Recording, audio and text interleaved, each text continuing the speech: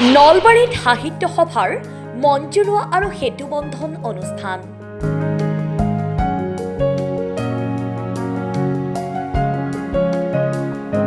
নলবাৰী জিলা সাহিত্য সভাৰ উদ্যোগত শুকুৰবাৰে জিলা সাহিত্য সভাৰ কাৰ্যালয়ত মঞ্জুৰোৱা আৰু সেতুবন্ধন অনুষ্ঠান অনুষ্ঠিত হয়। দুপৰীয়া অনুষ্ঠিত এই অনুষ্ঠানত সভাপতিত্ব কৰে নলবাৰী জিলা সাহিত্য সভাৰ সভাপতি ডক্টৰ বীৰেন কুমাৰ চক্ৰৱৰ্তীয়ে। জিলা সাহিত্য সভাৰ সম্পাদক নৰেশ্বৰ কলিতাই উদ্দেশ্য ব্যাখ্যা কৰা আৰু অসম সাহিত্য সভাৰ নাট্য সাহিত্য উপসমিতিৰ আহ্বায়ক ধ্ৰুৱজ্যোতি শৰ্মাই আধৰা আৰু জিলা সাহিত্য সভাৰ সহকাৰী সম্পাদক শ্বাহ আলম আহমেদ, ৰুবুল বৰ্মন, ভুৱনেশ্বৰ বৈশ্য। অনুষ্ঠানটিত মুখ্য অতিথি হিচাপে উপস্থিত থাকে অসম সাহিত্য সভাৰ সভাপতি ডক্টৰ বসন্ত কুমাৰ গোস্বামী। সভাপতি ডক্টৰ গোস্বামীয়ে মঞ্জুৰোৱা আৰু সেতুবন্ধন কাৰ্যসূচীৰ তাৎপৰ্য ব্যাখ্যা কৰে। সভাপতি ডক্টৰ গোস্বামীয়ে অসমৰ চৰকাৰী কাৰ্যালয়ত অসমীয়া ভাষা প্ৰচলন হোৱাৰ লগতে BTADত বড়ো ভাষাৰ লগতে অসমীয়া ভাষা, বৰাক কাছাৰতো অসমীয়া ভাষা প্ৰচলন হ'ব লাগে বুলি মন্তব্য কৰে।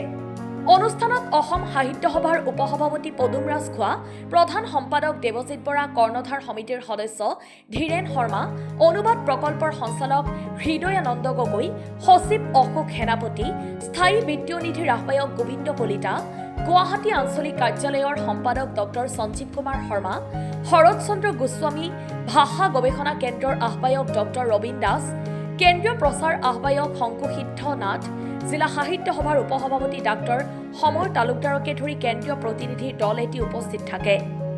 অনুষ্ঠানত সদৌ অসম ছাত্ৰ সন্থাৰ উপসভাপতি ভৱজিৎ বেজবৰুৱা, সদৌ অসম কৰ্মচাৰী সন্থাৰ সম্পাদক প্ৰধান পংকজ বৰ্মন, অসম জাতীয়তাবাদী যুৱ ছাত্ৰ পৰিষদৰ নলবাৰী চহৰ সমিতিৰ সাধাৰণ সম্পাদক সাহিল মল্লিককে ধৰি বিভিন্ন দল সংগঠনৰ প্ৰতিনিধি আৰু শাখা সাহিত্য সভাৰ বিষয়ববীয়াসকল উপস্থিত থাকে।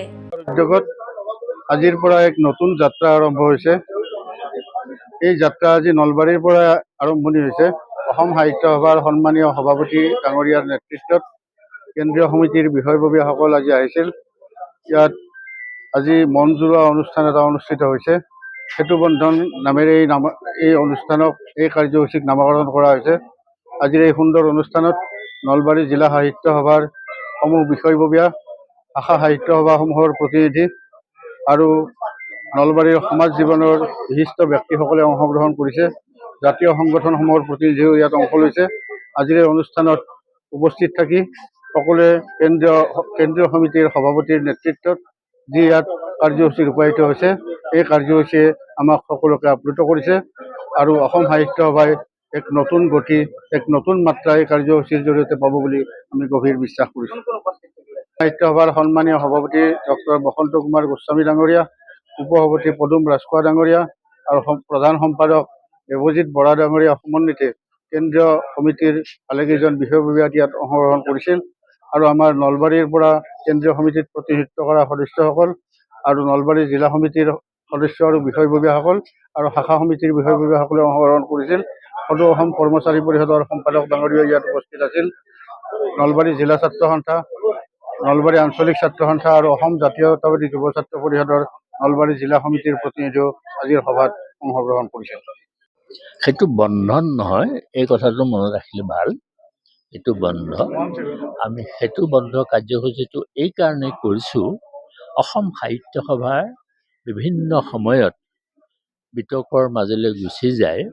গতিকে এই বিতৰ্কবোৰ কেনেকৈ অৱসান কৰিব পাৰি, তাৰ কাৰণে অসমৰ সমূহ জিলাৰ লগত আমি এটা ব্যক্তিগতভাৱে সম্পৰ্ক স্থাপন কৰিছোঁ আৰু তাৰ লগে লগে এই সম্পৰ্কৰ যোগেদি আমি 4 কোটিলৈ বঢ়াব খুজিছোঁ আৰু এতিয়া আমাৰ 6 কোটি আছে আৰু 4 কোটি সভ্যৰ সংখ্যা বঢ়াবলৈ আমি চেষ্টা কৰিছোঁ।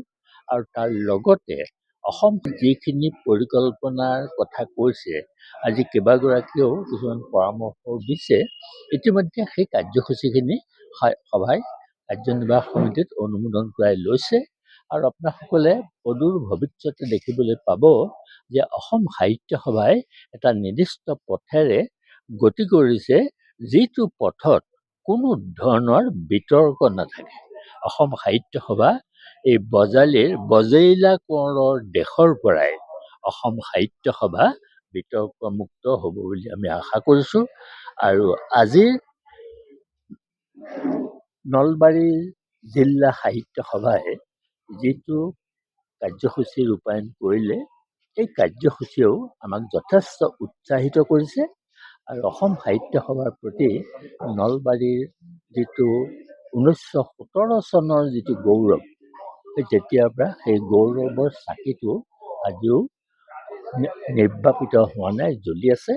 মই আশা কৰোঁ আমি সকলোৰে সহযোগত অসম সাহিত্য সভাক এটা বিশেষ মাত্ৰা এই 2 বৰ্ষৰ কাৰ্যকালত আমি দিবলৈ সক্ষম। News desk report, Assam time. ঘৰত আনন্দ আৰু সম্পৰ্কৰ চমক বজাই ৰাখিবলৈ জৰুৰী হৈছে সকলো আনন্দময় মুহূৰ্তত মৰমৰ উপহাৰ দিয়াটো।